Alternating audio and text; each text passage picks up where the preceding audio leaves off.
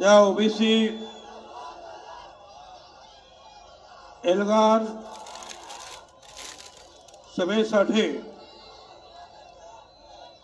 या सभा मंचावर उपस्थित असलेले आणि ज्यांनी आपल्या सगळ्यांना मार्गदर्शन केले ते आमदार महादेवराव जानकर, आमदार गोपीचंद पडळकर, प्रकाश शेंडगे, शब्बीर अन्सारी साहेब, नारायणराव मुंडे, टीपी मुंडे, लक्ष्मणराव गायकवाड, कल्याण दळे, दौलतराव शितोळे, सचिन साठे, चंद्रकांत बावकर, पीटी चव्हाण, सुदर्शन घेरडे, डॉक्टर स्नेहा सोनकाटे आणि ज्यांनी ही भव्य रॅली आपल्या खांद्यावर घेऊन जी यशस्वी करून दाखवली ते समता परिषदेचे आमचे एक नेते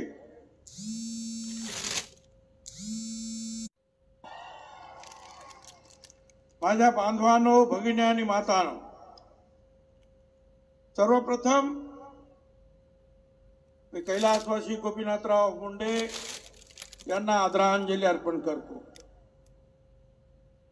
आणि हे तर खरंच आहे, ते जर असते तर हे सगळे प्रश्न निर्माण झालेच नसते. पण ओबीसीच्या नशिबी हे दुर्दैव आलं, ते आपल्यामध्ये नाही. आणि संकटाची माळ जी आहे ओबीसी नेते, कार्यकर्ते आणि ओबीसीचे लोक यांच्या पाठीमागे सुरू झाले.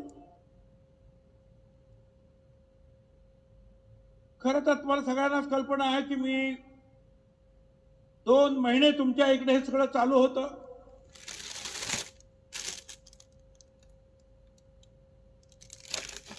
उपोषण सुरू होतं. 2 महिने माझ्या विरुद्ध शिवीगाळ सुरू होती. मी काही बोललो नाही. परंतु ज्या वेळेला या बीडमध्ये आगी पेटल्या, हे सुभाष राऊत मंत्रालयात माझ्या समोर बसलेले होते, माझ्या चेंबरमध्ये. आणि अचानक टीव्हीवर त्यांनी सांगितलं की साहेब, प्रकाशराव सोळंके यांचं घर पेटवलंय, धडाधड धडाधड स्फोट होतात गाड्यांचे. मी पण चालू काय चाललं काय. आणि नंतर माझ्या लक्षात आलं आणि मी ह्या एसपीना फोन करून सांगितलं की आता याच्या नंतर या सुभाष राऊत यांच्या सुद्धा हॉटेलवर हे लोक जाणार. सुभाष राऊत तिथून इकडे यायला निघाले आणि नेमक्या 4 तासामध्ये मी पाहतोय ते त्यांचं हॉटेल पेटवून दिलंय. राख रांगोळी काय म्हणतात ते मी तिथे नंतर पाहिलं जाऊन. धडाधड धडाधड आगी लागली. प्रकाश सोळंके त्यांचं घर पेटलं, हॉटेल पेटलं. संदीप क्षीरसागर, शरद पवार साहेबां गटांचे त्यांचं राष्ट्रवादीचं ऑफिस पेटलं, खलास. जयदत्त क्षीरसागर यांची शिक्षण संस्थेचं ऑफिस पेटलं, खलास. जयदत्त क्षीरसागर, संदीप क्षीरसागर, योगेश क्षीरसागर सगळे एकाच घरात राहतात. त्यांची ऑफिस जाळली, त्यांच्या घरावर हल्ला. कोड नंबर देऊन हल्ले केले, कोड नंबर. प्रत्येक ठिकाणी जिथे जिथे हल्ले झाले तिथे कोड नंबर देऊन. वेल प्लान. अचानक उद्भवलेली गोष्ट नव्हती. विचारपूर्वक जाळपोळीचा प्लान आखला गेला. जयदत्त क्षीरसागर, त्यांच्याच घरात संदीप क्षीरसागर, योगेश क्षीरसागर, त्यांचा भाऊ एक आजारी भूषण, मला असं वाटतं सगळ्यांची मुलं बाळा तिथे, सगळ्यांच्या ज्या आहेत पत्नी. आणि आपल्या सगळ्या, माझ्यापेक्षा आपल्या सगळ्यांना बीडवाल्यांना माहिती आहे काय झालं. धडाधड धडाधड गाड्याचे जे स्फोट झाले प्रचंड धूर झाला, बाहेर येता येईना. करायचं का? अशा वेळेला वर्तमानपत्र नमाज पढण्यासाठी चाललेले लोक मुस्लिम समाजाचे, त्यांनी पाहिलं, अरे हे काय चाललंय, घरामध्ये मुलं बाळ आहेत, त्यांना वाचवायला पाहिजे.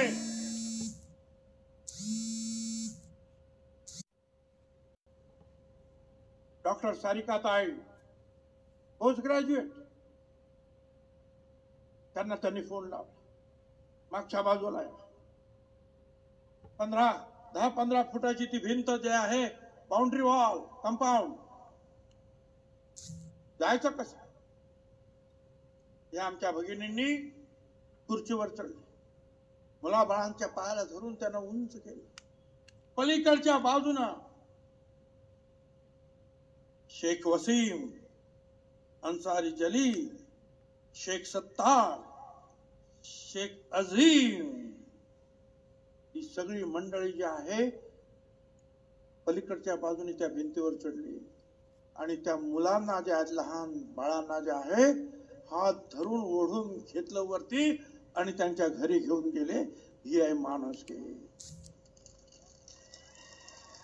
मजहब नहीं सिखाता आपस में बैर रखना, हिंदी है वतन है, हिंदुस्तान हमारा, हा हिंदुस्तान आपला. मी आज आपल्या सगळ्यांच्या समोर या चौघांचं सुद्धा जे आहे मुद्दाम होऊन सत्कार करीत आहे. त्यांना आणा आहे.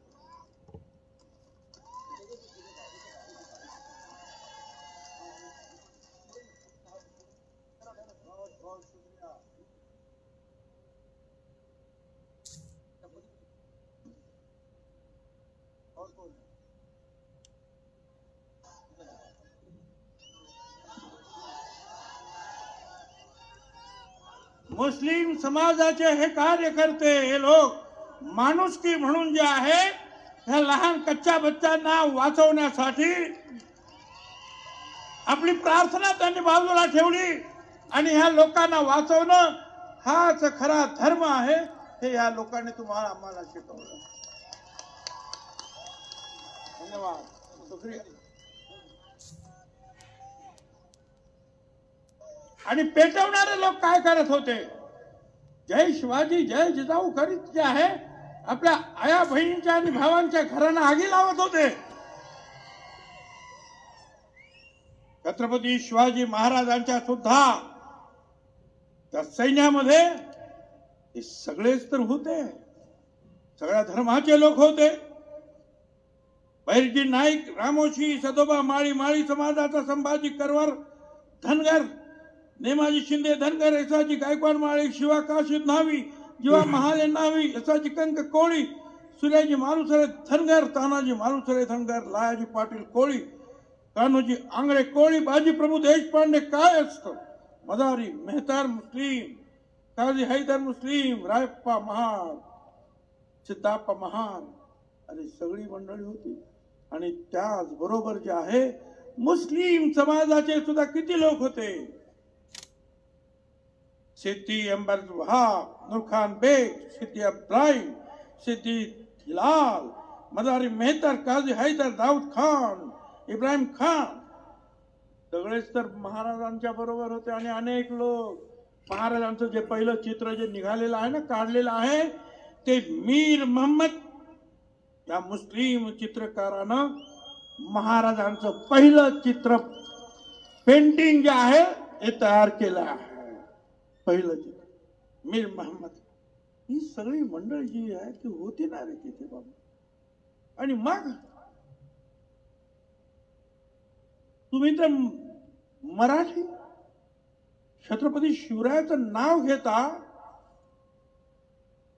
आणि आपल्याच लोकांना आगीमध्ये ठोक. मला तर त्याच्यानंतर वाईट वाटत आहे ह्या गोष्टीचं, की त्याच्यातले काही लोक जे आहेत, हे संदीप क्षीरसागर, त्यांना घेऊन ते रोहित पवार त्या जरांगेच्या हॉस्पिटलमध्ये गेले तिकडे आणि त्यांना सांगतात, सर सर संदीप क्षीरसागर आला. कशाला गेला रे बाबा तू? हा, बाकीचे काही लोक गेले. शाबासकी देतो आमच्या या समता सैनिकाला, सुभाष राऊतला. दुसऱ्या दिवसापासून कामाला लागला. महाराष्ट्रामध्ये ओबीसीच्या कामासाठी झुंपून घेतलं.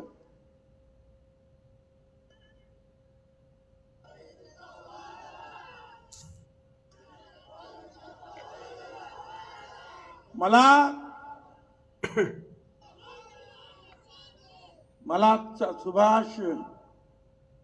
सुभाषला सांगा, ते सुभाष राऊतला काम करीत रहा. अरे लग गई आग जमाने में तो बचा क्या है? अगर बच गया तू तो जला क्या है? आम्ही सगळे तुझ्या बरोबर आहोत. अरे एवढंच नाही, आतमध्ये घुसले, फार वरतीपर्यंत गेले, प्रत्येक गोष्ट जाळली आणि एक त्याचा कार्यकर्ता वरतीच अडकला. त्याला खालीच येता येईना. सगळीकडे आग, पेटवणारच सापडला त्याच्यामध्ये आणि त्याने वरून उडी मारली आणि त्याचा तंगडा तुटला. ते हॉस्पिटलमध्ये गेलं आणि या पोलिसांना सांगतोय की मला सुभाष राऊतने वरून ढकललं. म्हणजे सुभाष राऊत काय त्या जळत्या हॉटेलमध्ये गेला होता? अरे तो माझ्याकडे बसला होता. आणि सुभाष राऊत तुला कशाला ढकलेल? तुझ्या कर्मानं तुझं तंगड गेलं, त्याला काय करणार?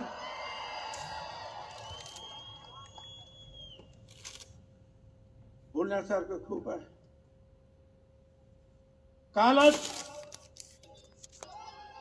राजमाता जिजाऊ माँसाहेब यांची जयंती झाली. युवकांचं प्रेरणास्थान स्वामी विवेकानंद यांची सुद्धा, मी या दोघांना सुद्धा जे आहे आदरांजली अर्पण करतो. आणि आपल्या मगाशी शीतल साठे, सचिन माळी यांनी जे गायलं, त्या जिजामातेनं जे आहे या सगळे 12 बलुतेदार ओबीसी समाजाचे, भटक्या विमुक्त समाजाचे बघा इथे सगळे बसलेले आहेत. वेगवेगळे जे आहेत, आपले कोण गारोडिया आहे, कोण मर्याईवाला आहे, कोण सुतार आहे, कोण लोहार आहे, कोण काय आहे, कोण सगळे बसले. त्या सगळ्यांना बरोबर घेऊन महाराजांना ताकद दिली. इतिहास वाचताना असं कोणी म्हणत नाही की शिवाजी महाराज मराठा सैनिक घेऊन लढले. इतिहासात हेच नमूद आहे की छत्रपती शिवाजी महाराज मावळ्यांना घेऊन लढले. ते हे मावळे आहे, ते मावळे हे आहे. पण आता छत्रपतीचं नाव घेतलं जात आहे आणि आमच्यावर हल्ले केले जात आहे. छत्रपतीसाठी प्राणाची बाजी लावणार ते हे बसलेले आहे तिकडे. त्यांची तुम्ही घरं पेटवता, लायकी काढतात. मगाशी सांगितलेले सगळे महाराजांबरोबर लढलेच. अनेक संत, वाङ्मयकार या ओबीसी समाजाने दिले ना. आमची लायकी काढते. संत जगनाडे महाराज तेली, संत नामदेव शिंपी, संत सेना न्हावी, सावता माळी, चोखा मेळा, महा संत गोरा कुंभार, नरहरी सोनार, रोहिदास चर्मकार, जगद्गुरु संत तुकाराम, कुणबी समाज लायकी काढते. आम्हाला एवढं दुःख झालं. डॉक्टर बाबासाहेब आंबेडकर यांनी या देशाचं संविधान लिहिलं, घटना लिहिली.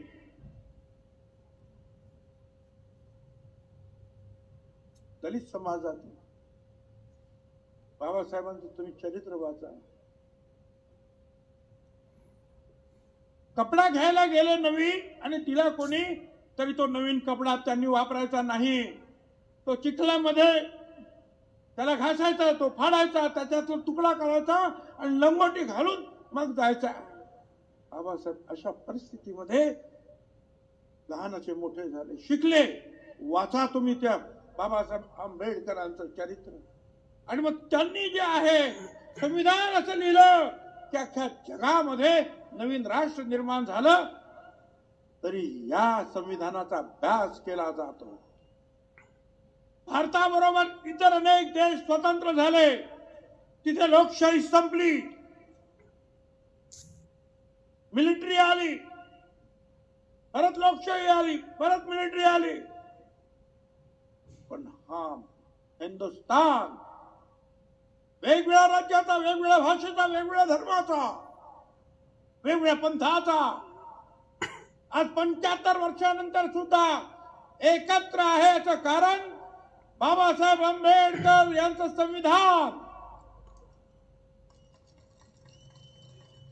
तुम्ही आमची लायकी काढता. बाबासाहेब आंबेडकर विश्वरत्न म्हणून आज आम्ही त्यांना मानतो, नाही जग मानत आहे.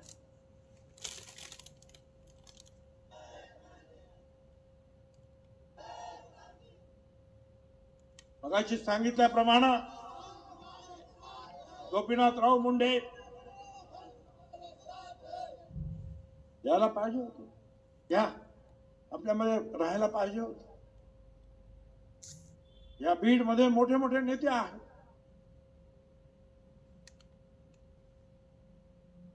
पण आज आम्ही सगळे छोटे छोटे लोक इकडे बसलेलो आहोत.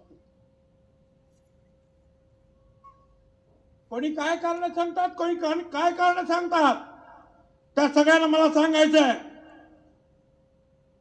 मुश्किलों के दौर में हर कोई बहाने की चद्दर ओढ़ लेता है. मुश्किलों के दौर में हर कोई बहाने की चद्दर ओढ़ लेता है, पर हारी हुई बाजी जो पलट देता है वो असली शेर होता है.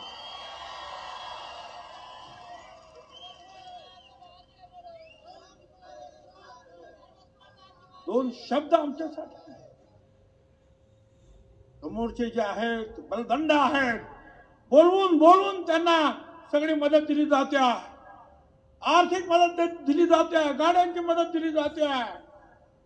उपोषण करते त्यांचे आले तर 200 JCB उभे राहतात, हेलिकॉप्टरची फुलं. लेकरं गरीब आहे.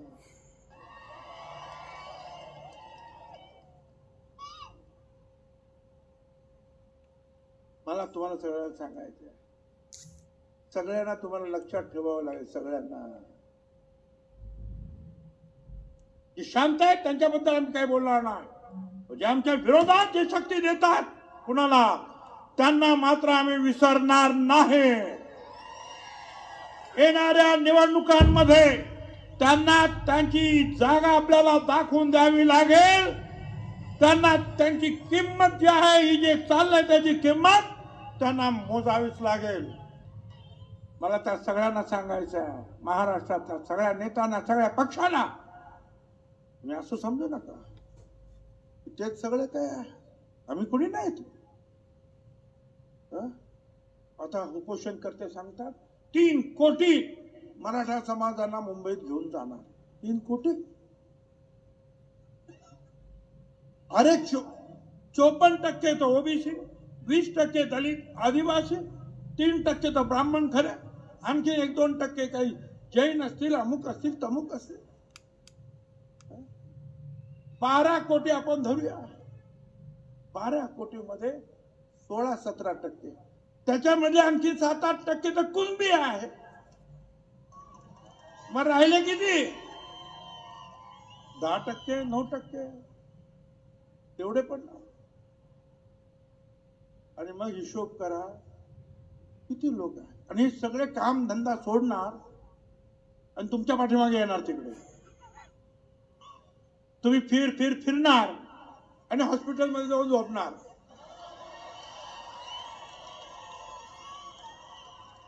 चक्कर मारणार. काय जवान नेता, हा 2-4 मिटिंग घेतल्या का हॉस्पिटलमध्ये झोप. मग हे आमचे सगळे टीव्ही वाले जाणार, हा मग असं अमुक कसं बोला, तो तमुक कसं बोला. मग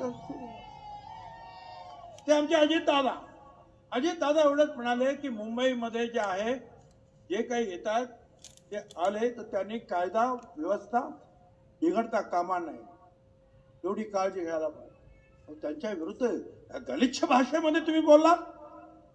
राज्याचा उपमुख्यमंत्री बघा काय बोलले ते, त्या युट्यूबवर अजूनही आहे. किती घाणेरडं बोलला.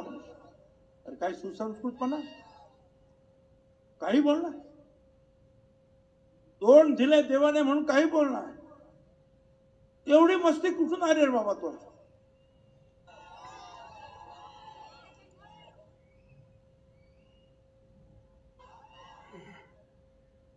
मला